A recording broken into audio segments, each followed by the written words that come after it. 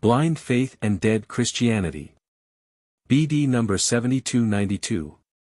February 24, 1959. It is difficult to convince people of the fact that I cannot be satisfied with a formality, and by formality, I mean the following of human traditions and customs, which are totally worthless, precisely because they are only a habit, an adopted heritage which is a mere pretense and therefore cannot be pleasing to me. For I want truth, a living Christianity. I want people to follow eagerly and be alive themselves, for I will never be able to appreciate or approve of that which is dead.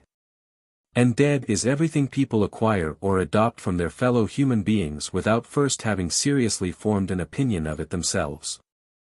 If therefore a person was taught to accept a certain point of view, he is, as soon as he is able to think, duty-bound to deliberate on it, and only what he accepts or rejects of his own free will are his own thoughts, for the use of which he will have to justify himself. But he will also have to justify himself for blind faith. Such faith can never be credited to him as pleasing to God, for I cannot condone that everything is thoughtlessly and unhesitatingly believed and that the human being himself does not scrutinize anything he is expected to believe.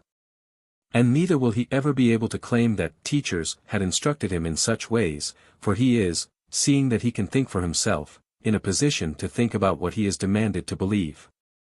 And if he seriously wants to discover the truth, his thoughts will also be guided correctly.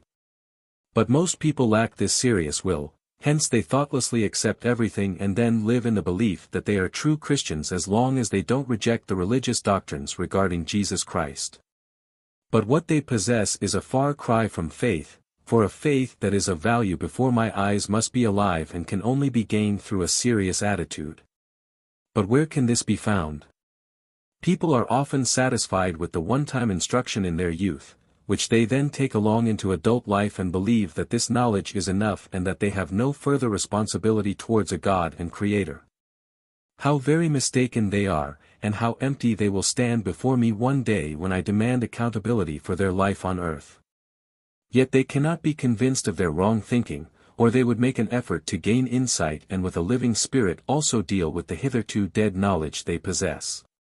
There are only a few who are not satisfied and search in order to find the truth. And these few will indeed find it because they inwardly search for me myself, the eternal truth itself. But all people would be able to search, for all people are able to think, and every serious thought would lead them to the right path of their search, for then I myself will already be prepared to stretch out my hands and draw everyone desiring enlightenment out of the dark into the light. However, as long as a person does not realize that he is on the wrong path, he will not look around in search of the right path either. And people believe that they take the correct path because they are persuaded to believe it by leaders who have not yet found the right path themselves. And thus it remains up to every individual person himself, but indirectly every individual will be helped time and again. He will be mentally admonished to reflect and to ask himself how he will fare when he must justify himself before me. And if he remains in silence for a while after such inner questions, I will also answer them, for I only require him to turn to me consciously. Then I will never leave his side until he is on the right path of looking for me, and then he will also most certainly find me. Amen.